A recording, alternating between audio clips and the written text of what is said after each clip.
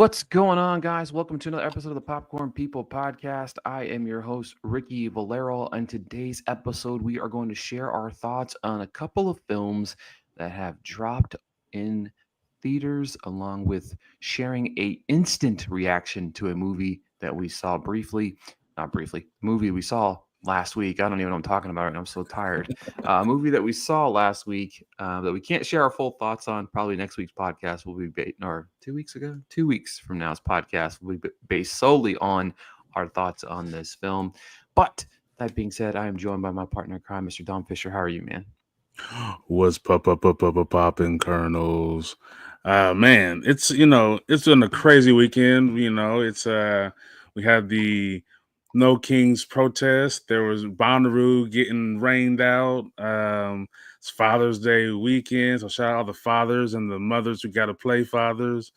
Uh, yeah, it's a lot going on. I'm pretty decent. I'm in early movie mode with Tribeca right now, and I'm sure that's gonna lead into another festival, and then lead into award season. So when we really think about it, I guess like June, July is where it really starts popping off for the industry. Like we love some of the earlier movies because we get things like Sinners, but now it's screenings have picked up thankfully, and we're gonna start getting real busy.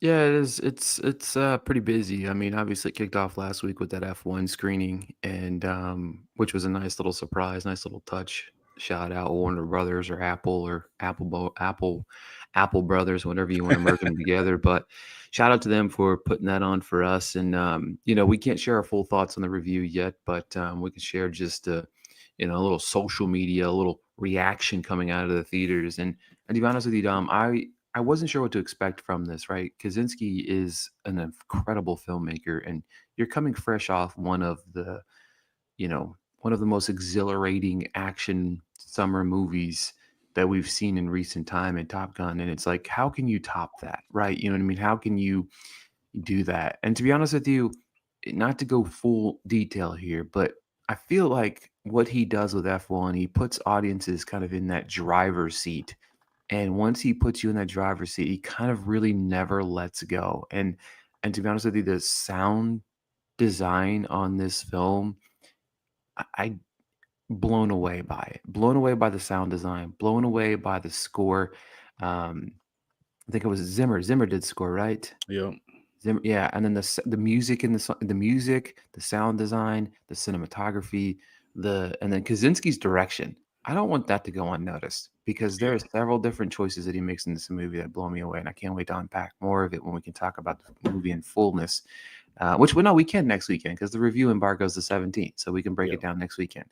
I think Brad Pitt delivers one of the best performances of his career. But yeah, Dom, what your let's say instant reaction, not review. This is not a review. Instant reaction of F1.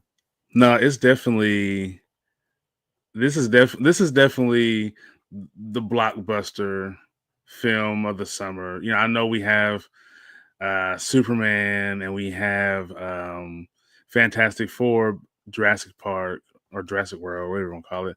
But I know not everybody's into those movies. But you know what? Everybody is into Brad Pitt, right? Dance some Idris.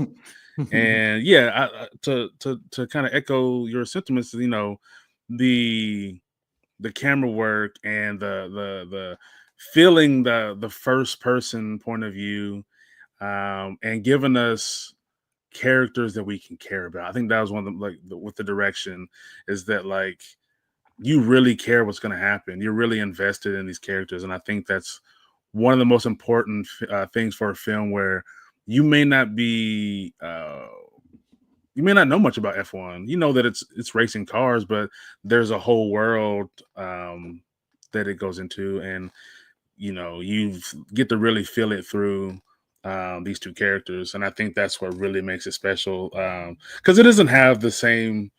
When you say blockbusters, you think of like Independence Day and big explosions and all these things, and you don't always need that. If you were able to really make something grand and grounded, you get what you get with F1. So yeah, this is definitely a must see movie. Yeah, because typically when you think of sometimes even saying summer blockbuster, you're thinking of a movie that, has a lot of razzle dazzle, Hmm. a lot of substance even, and that's like the opposite of F1. F1, I love the script. I think the script's phenomenal. So, another film I checked out in theaters this weekend was The Materialists, Celine Song's latest film. Um, this is a movie that I saw it, really liked it. I was really exhausted when I saw it. Like, I knew in my head that if I didn't go see this movie at this time, I don't know if I would have saw it at all this weekend.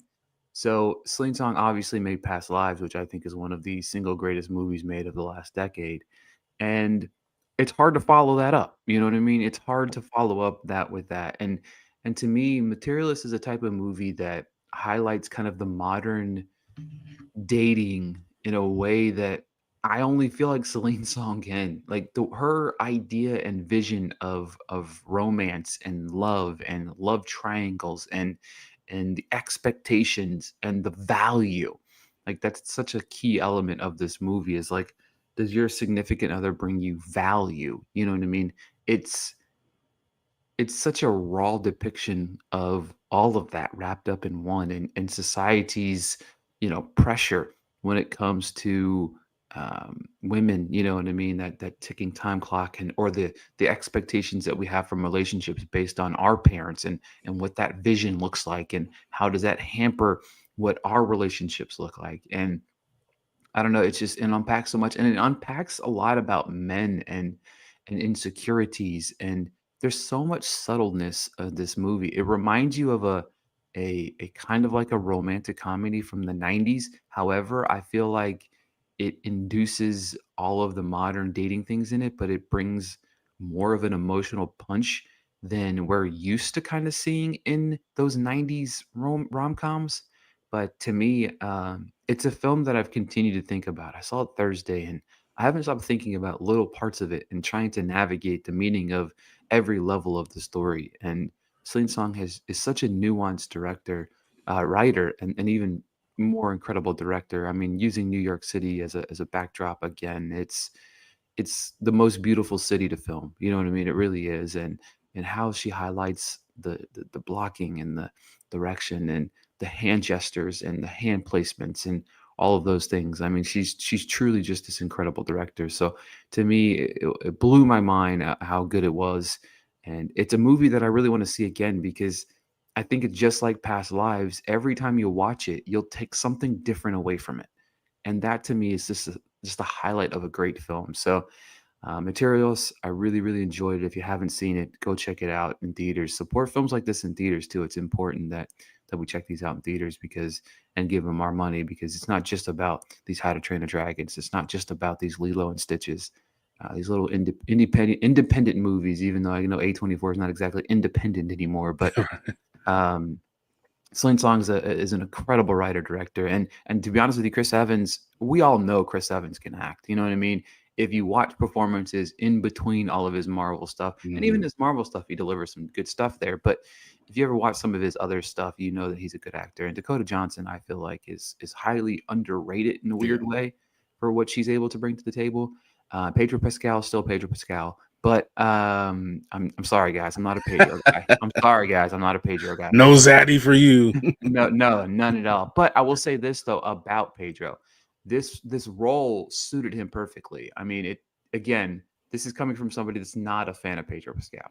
I felt like this was probably one of the better performances I've seen from Pedro Pascal because he leans heavily into the role and does a great job of it. So, highly recommend checking out The Materialists. Obviously, we both highly recommend checking out F1. Also, see F1 in IMAX, please, or And Dolby. shout out to uh the press tour for Oh my Materialist, God, man. It's so good. been fun to watch. Like I wanted to see the movie. I had some stuff I had to handle that I couldn't see it, but yeah, that press tour has been great, dude. Like because we already know that like Chris Evans has that kind of chemistry with everybody because he seems like he's just a cool ass dude, Boston dude, Yep. and always seems to be like thankful to be in the position he's in. And Dakota, I think the reason why plays so well on camera is because she is able to not only dive into different parts of her personality, but she is like she's not like a celebrity, or She she doesn't doesn't, feel like she it. doesn't come out. She comes off as like, I just, I have a certain aura about me, but I'm just kicking it.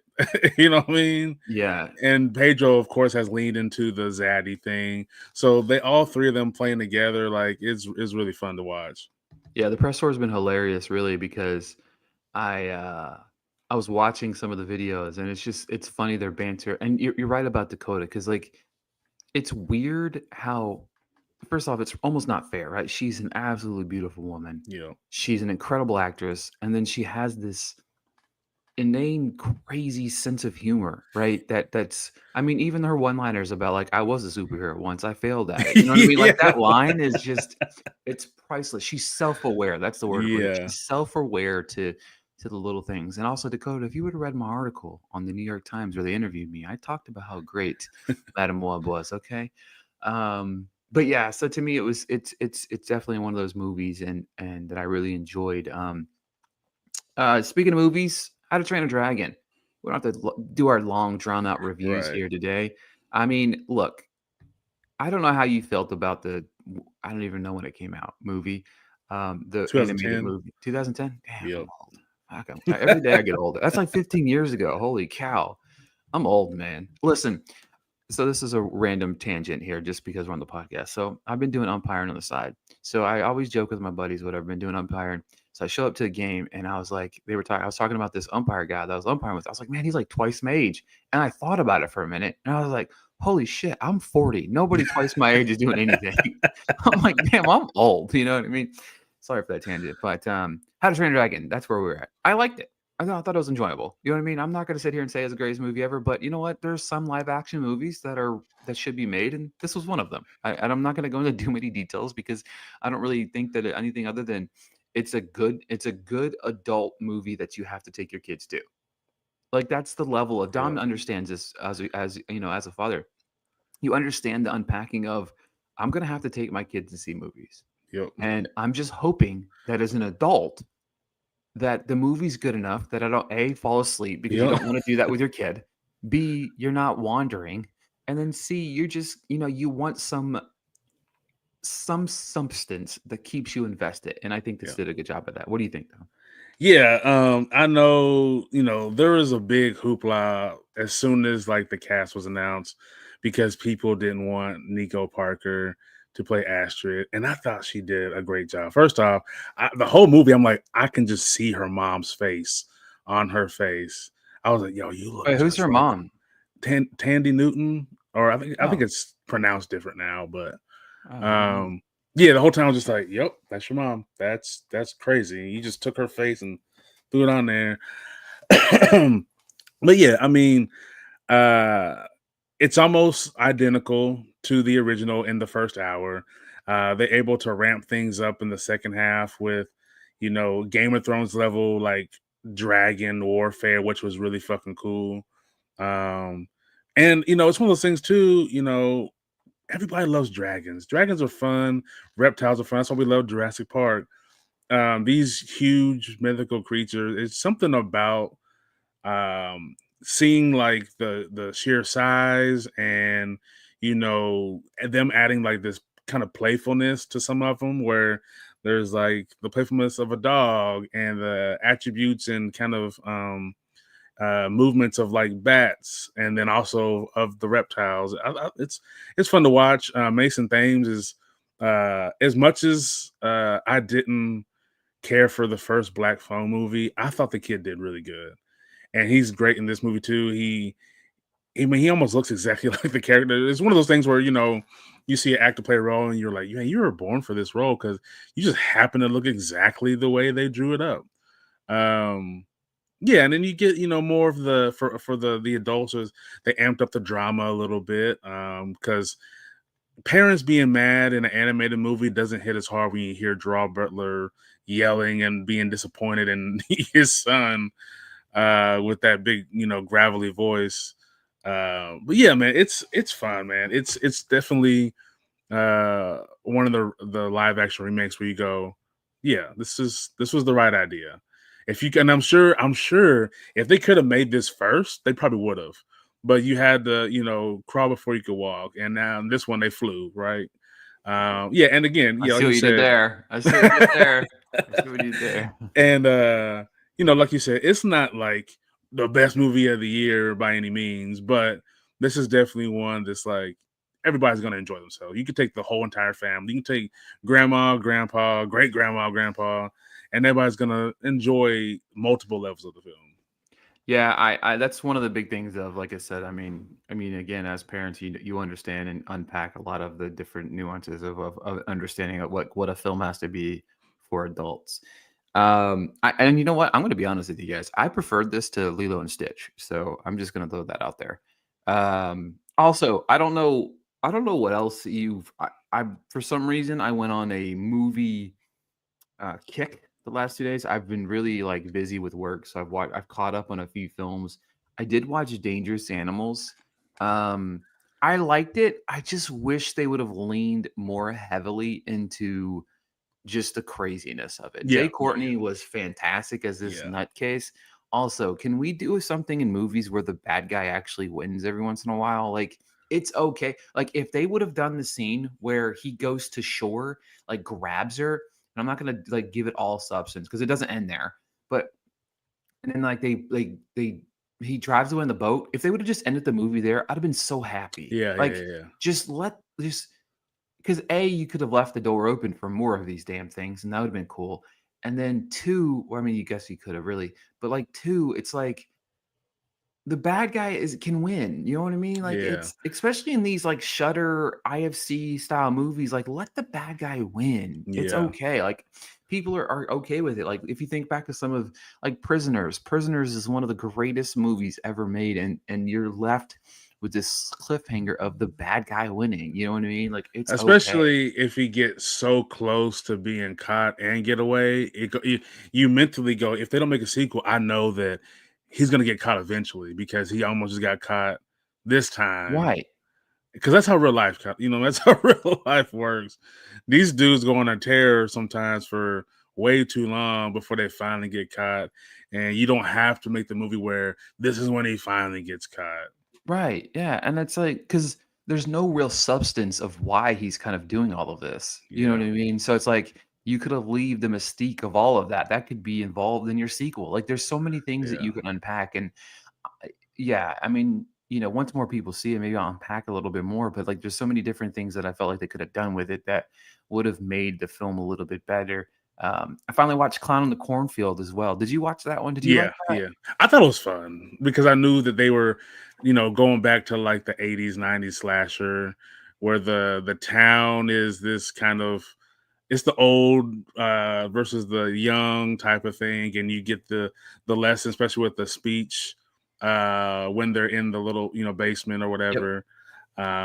Yeah, I thought it was a lot of fun, and it was a perfect amount of gore without being like Terrifier level. Mhm. It's just right over that PG-13 line where you still can go, oh shit, but not like I gotta close my eyes.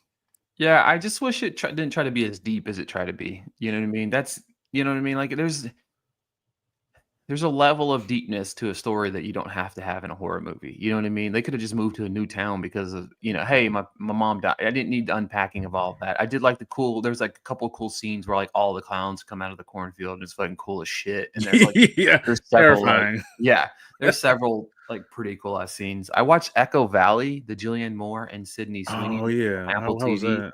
that? It's a movie that we've seen probably 250 times, but it's Uh, not bad. I thought Julianne Moore was really good. I still don't think Sydney Sweeney can act. But that's just me, man. Like, I'm just being transparent with everybody on the audience. We all know why Sydney Sweeney's super fucking popular. But I thought it was okay. Like, it's okay thriller. You know what I mean? And I'll tell you what, I watched The Amateur finally. Rami oh Malek. yeah, You saw that, right? I didn't see it. You haven't seen it. Okay, so I highly recommend this.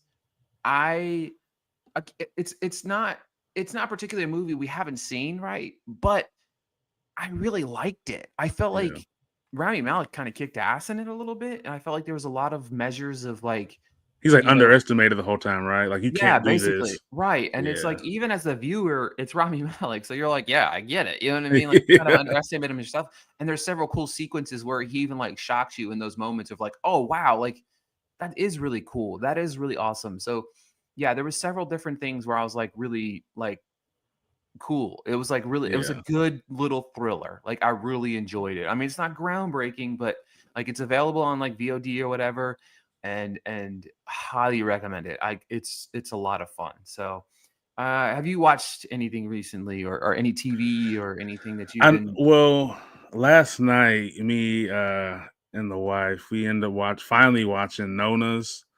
Man, that's a good little heartwarming movie, man. Like, you know, I didn't know what to expect because the premise I was like, okay, this is just gonna be pure like sadness, and instead it's a celebration of like the elders, you know what I mean? They don't get enough love. And I even said, like, I'm glad that there's more filmmakers making movie for our elder actors that are not just like the old person on the last hurrah. And it's like we can't keep doing that. And like one of the Nona says in the movie, she feels like they're unimportant and feels like they don't want to hear our stories. And so no, we do. Is they just have to find new ways to do these. And this was a fun one. It just happens to be based on a true story, which is cool as shit.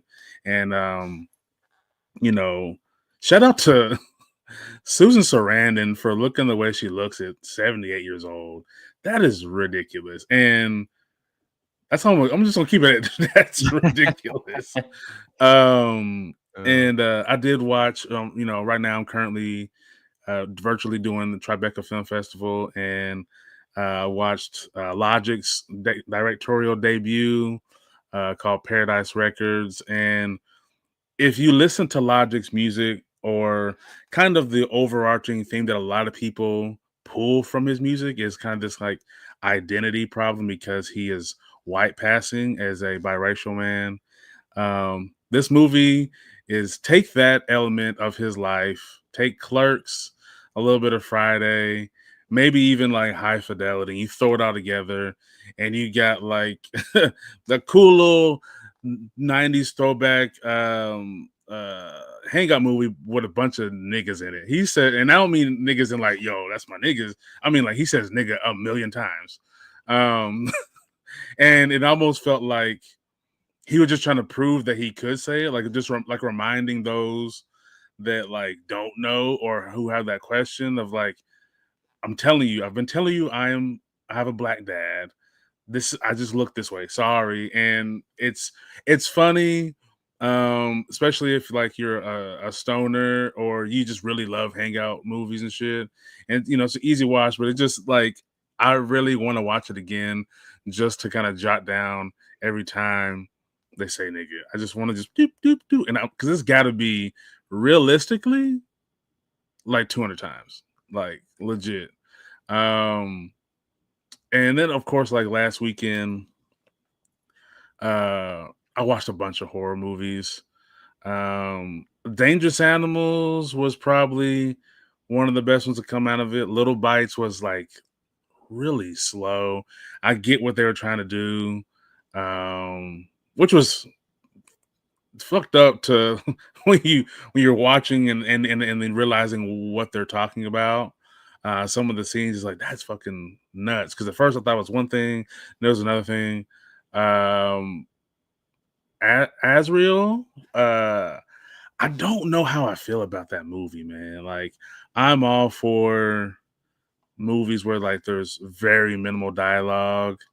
Um, this one I just couldn't fully understand what they were trying to go for. I get it was supposed to be this post-apocalyptic cult, religious cult thing, and I don't know, man. It just it didn't hit as hard as I wanted it to because I had high hopes. I mean, you see, I can't remember the actress's name, but every movie she's in, she's covered in blood, and I was like, oh, okay, what's popping? Samira Weaving? Yeah, Samara Weaver. Yeah, Yeah. and I mean, it was cool. It was cool, but I'm just, I think I've been on the hunt for as a long time horror fan. I was talking with my friends like 2 days ago, and I was like, yeah, I haven't really been scared in a movie since I was like 5. There's Yeah. movies where I can conceptually go, that would be terrifying in real life, but it doesn't, a lot of these movies don't make me jump or don't make me close my eyes. Um, if anything, I go towards the body horror because my body will physically cringe when I see someone's kneecap getting pulled out of socket or something, because I can feel that. You know what I mean? I've had these knee injuries before, but like, yeah, I now I guess I'm at the I'm watching the movies for like the dark aesthetic because I love the dark aesthetic, but like, yeah, I need a movie to scare the shit out of me, and I don't know what that movie looks like. Um, but some of these just ain't it. So they were good movies, but I don't know. I think, maybe real life is so fucked up that like the movies is kind of like it's kind of like a reprieve. I don't know, man, but uh yeah, I think Nona's was a highlight just because this has been a long time since I've gone to bed after watching a feel good movie. I normally end it with just like a regular little, I put a comedy on or The Office or something like that to go to sleep. But to end it with like such a heartwarming thing and make you think about your own grandma and think about like, man, we don't really pass down recipes anymore like we used to. Like we're all into the trends of food. So instead of making what your grandma or your great grandma or whoever who passed down recipes, we're going to like, oh man, this new place opened up. I heard the food looks great. I saw this food reviewer, and we're going to eat that instead of going, oh, you know what? I'm gonna try to perfect like this lasagna recipe that my great grandma made, or I'm gonna try to make this hot water cornbread or something. We don't do that as much, and it made me think like, damn, like that is kind of sad that like we're eventually gonna lose some part of the family essence within ourselves because we are not writing down in journals like in the past did. We're not sharing recipes, we're not sharing stories. Yes, we have social media, but if this shit went out, everything you posted, everything we recorded is all fucking gone. And at the end of that, all you have left is your family and your friends. And if you don't have anything physically written down, you don't got nothing no more. You gotta start making shit up. And you can't make up a recipe you ain't never made before. You know what I mean? Yeah, I mean, if you think about it back in the day, like, there's recipe books passed down for generation. I mean, a lot of families had that, and that was all you had. You didn't have Yep. a notes on your phone to do it. But yeah, it's one of those movies I've been wanting to watch. But yeah, I mean, there's just a lot going on this week. We got 28 years later. Yep. Very excited about that. That's going to be should be a good one. Hopefully, I know Bride Hard comes out this week as well, which whatever. And then the week after that is the F1 release, I believe, 27th, and then shortly after that is Jurassic World, the Old Dominion beginnings wrapped around the block or whatever it's called. But yeah, so it's busy time. TV shows are popping. The Bear comes out again soon, which I can't wait for season 4 of that. I'll probably binge Squid off. Game season 3 is coming up. Oh, Squid Games. Yeah, we're going to have to do a podcast about that. Yeah. Yeah. But yeah, that's a wrap on this week's episode of the Popcorn People Podcast. We appreciate you guys tuning in. We just covered a lot of shit, you know what I mean, that we watched recently, and I like it because it's a little bit different. But thank you guys so much for tuning in, and we'll be back next week. Peace.